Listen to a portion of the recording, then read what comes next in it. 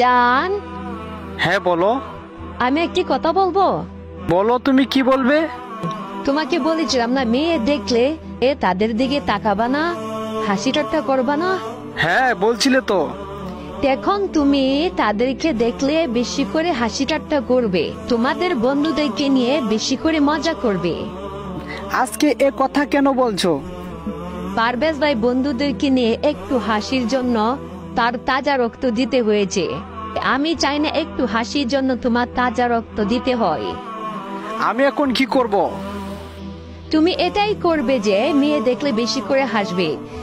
যে মেয়ে তার বয়ফ্রেন্ডকে নিয়ে আসে, তোমার উপর অত্যাচার করতে চায়, তাদেরকে কুকুরের মতো পিটিয়ে গণধোলাই দেবে। ঠিক আছে জান। আজকে এদের জন্য আমাদের নারী জাতি লজ্জিত হচ্ছে। যে মেয়ে এমনটা করবে তাদেরকে তেমনটাই শিক্ষা দিব, যেমন কর্ম তেমন ফল দিয়ে দিব।